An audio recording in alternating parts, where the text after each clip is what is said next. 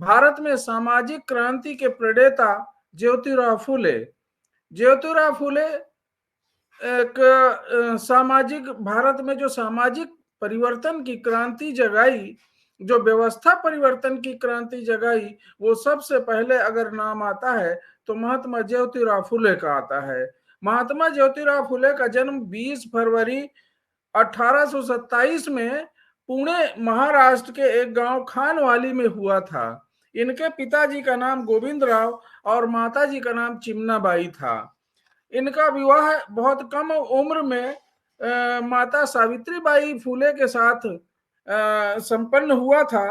और महात्मा ज्योतिराव फुले का परिनिर्वाण ये जो 18 नवंबर 1890 को हुआ था, 28 नवंबर 1890 को। तो साथियों, इनका संक्षिप्त में मैं बता दूं कि ये माली समाज से थे, माली संप्रदाय समाज या जाति इसे कहे जाते हैं। इनके पिताजी पेशवाओं के दरबार में माला फूल ले जाने का काम किया करते थे।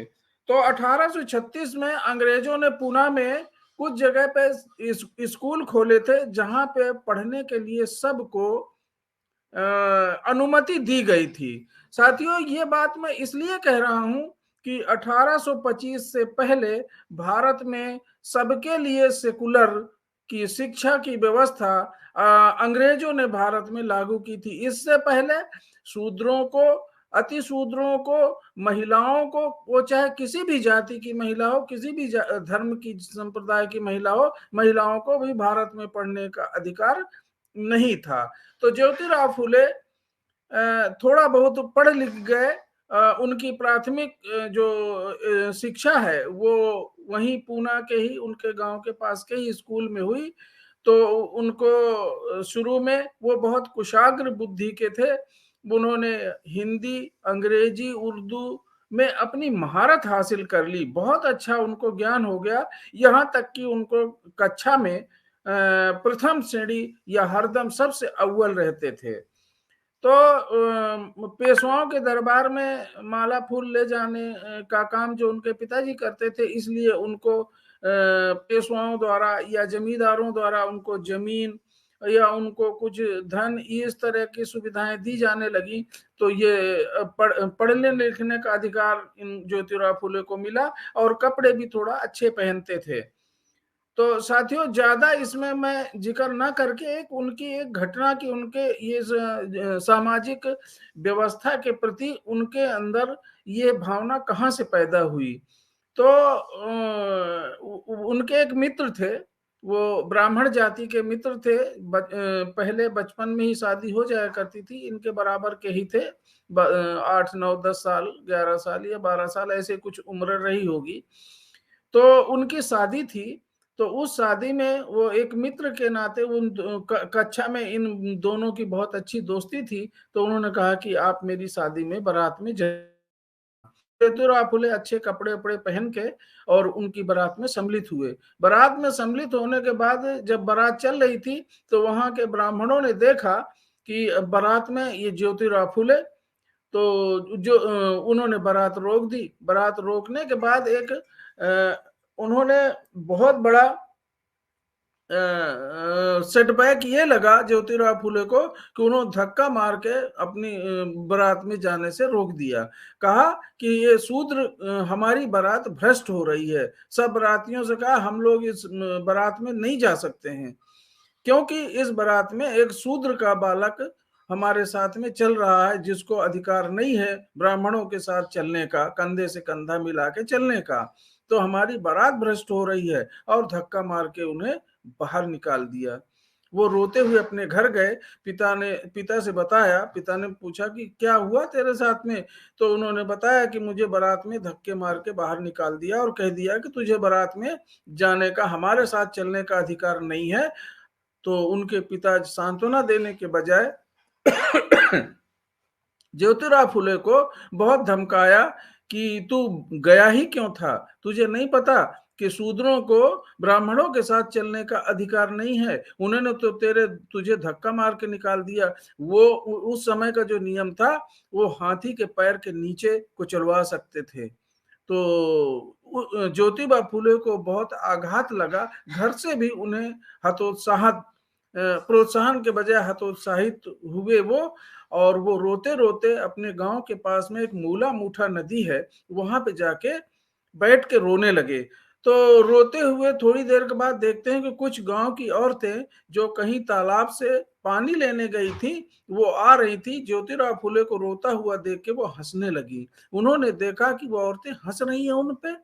वो कैसी औरतें थी? वो उस शूद्र गांव के शूद्र समाज की औरतें थी, जिनके मुंह पे हाड़ी बंधी हुई थी और कमर में झाड़ू बंधा हुआ था। ये इसलिए कि जिस रास्ते से चल रही हैं वहां से गुजरे तो वो रास्ते में न थूके, कि वो हाड़ी में थूके।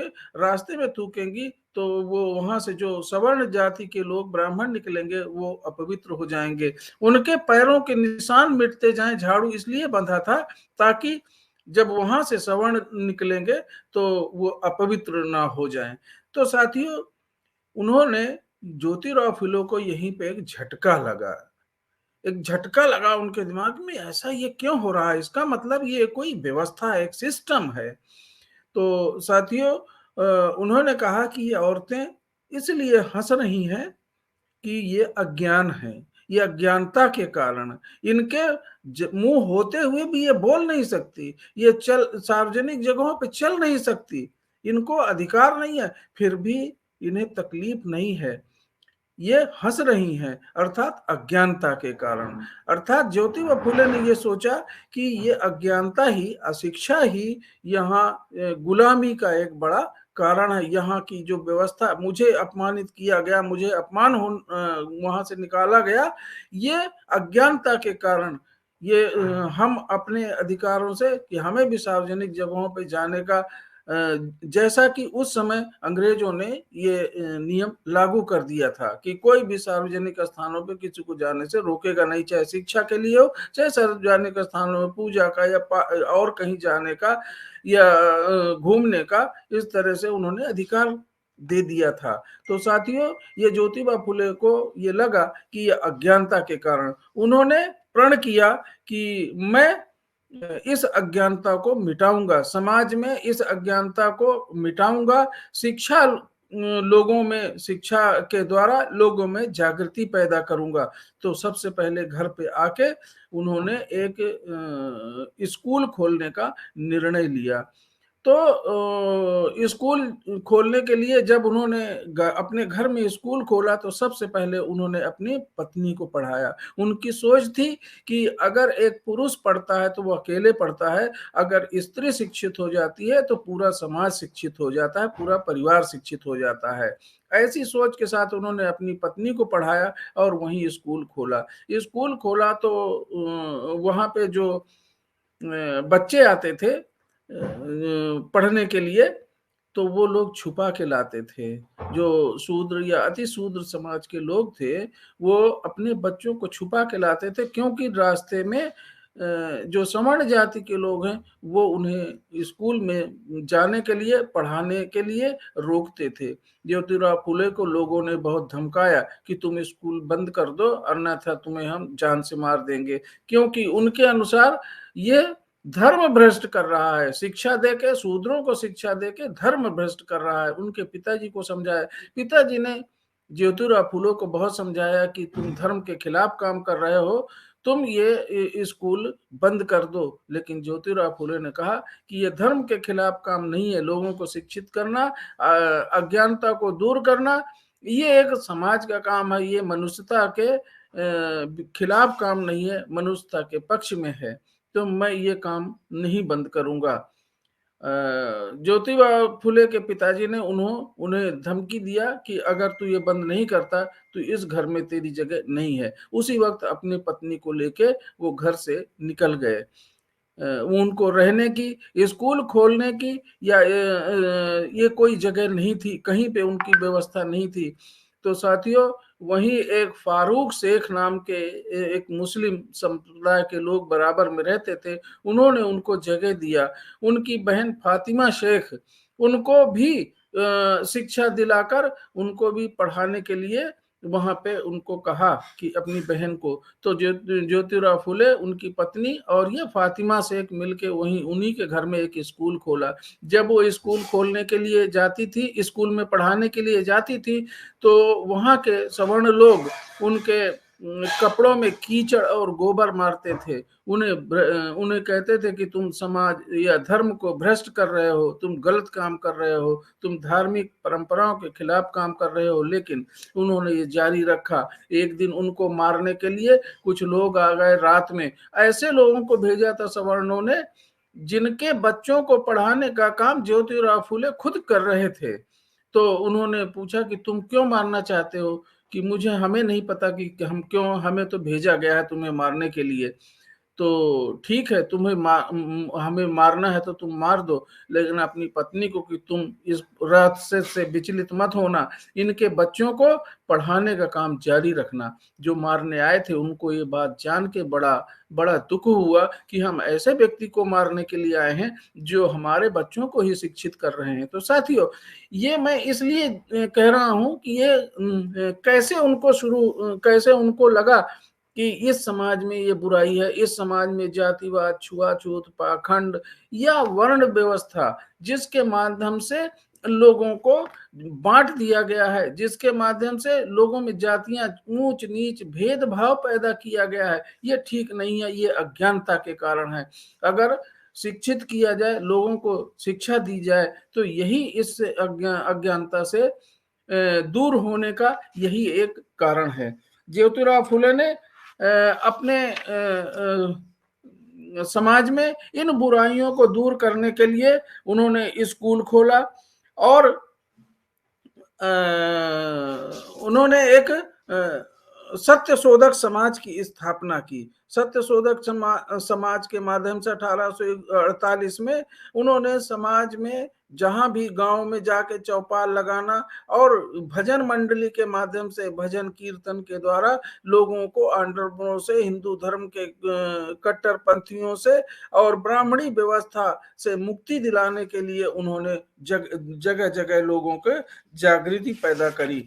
ज्योतिबा फुले ने 24 सितंबर 1872 को एक पुस्तक लिखी जिसका नाम गुलामगिरी था। गुलामगिरी के माध्यम से ज्योतिराव फुले ने गुलामी का कारण, दास्ता का कारण, इस हीनता का, दयाहीनता का कारण उन्होंने सेठ जी, भट्ट जी को बताया। उन्होंने समता, स्वतंत्रता, बंधुत्व और मानव मूल्यों की गहराई को सोचा और उनको लागू करने के लिए पूरे प्रयास किए। पूरे वहां के लोगों को, नागरिकों को जागरूक कर उनके अधिकारों की जानकारी देना, लोगों पर थोपी गई गुलामी से मुक्ति दिलाना और रंग, धर्म, जाति, भेद, लिंग के आधार पर सबको स्वतंत्रता और समानता की उन्होंने वकालत की। तो साथियों, ये एक ज्योतिराव फुले का जो उस समय का सराहनीय काम, सामाजिक व्यवस्था को परिवर्तन, सामाजिक व्यवस्था के खिलाफ पेशवाओं का जब इतना शासन, बहुत शक्ति थी, उसमें कुछ बोलने का अधिकार नहीं था, लोगों को, शूद्रों को पढ़ने का अधिकार नहीं था, ऐसे समय में उन्होंने ये समाज में इतनी बड़ी जागृति पैदा करी। उन्होंने विधवाओं के विधवा विवाह, अवैध संतानों को, किसानों को, मजदूरों को, दलितों को समाज में उनके उत्थान के लिए उन्होंने प्रयास किए। साथियों, आज हम ऐसे महानायकों का जिक्र इसलिए कर रहे हैं कि उन्होंने एक समाज में क्रांति पैदा करी, उन्होंने एक चेतना पैदा करके लोगों में सामाजिक परिवर्तन की जागृति जगाई। तो वो सामाजिक परिवर्तन के प्रणेता कहे जाते हैं। बाबा साहब डॉक्टर भीमराव अम्बेडकर ने ज्योतिबा फुले को अपना गुरु मानते हुए, गुरु इसलिए मानते हैं कि विकट परिस्थितियों में भी सामाजिक परिवर्तन की अलख जगाई उन्होंने, तो उनको गुरु माना। उसी पैटर्न पे उन्होंने अपने सामाजिक परिवर्तन की आधारशिला रखी। और यही नहीं, मानवर काशीराम साहब ने जो बहुजन समाज की परिकल्पना, ऐसे बहुजन समाज की परिकल्पना जो समानता के आधार पे, जो समानता, स्वतंत्रता, बंधुता और भाईचारा या न्याय के आधार पे हो, जो गैर बराबरी के आधार पे ना हो, तो समता मूलक समाज की स्थापना की कल्पना मान्यवर कांचीराम साहब ने बहुजन समाज पार्टी के द्वारा ज्योतिराव फुले के सिद्धांतों, आदर्शों और जीवन दर्शन के आधार पर शुरुआत की थी। यह उनका आंदोलन ज्योतिराव फुले का आज भी उसी तरह से समीचीन है जिस तरह से अन्य तमाम आंदोलन मानवता की स्थापना के लिए किए गए। तो ज्योतिराव फुले का जो आंदोलन है वो आज हम सब के लिए अनुकरणीय है। हमको उनके बताए रास्ते पे आडंबरों, पाखंडों, ब्राह्मणवाद की कुरीतियों से मुक्त होकर, जाति प्रथा से मुक्त होकर, वर्ण व्यवस्था से मुक्त होकर और समाज में एक भाईचारा पैदा करना चाहिए। हमको एक बहुजन समाज, जो बहुजन मूवमेंट है, जो इस बहुजन मूवमेंट को बढ़ने में हमें सहयोग देना चाहिए।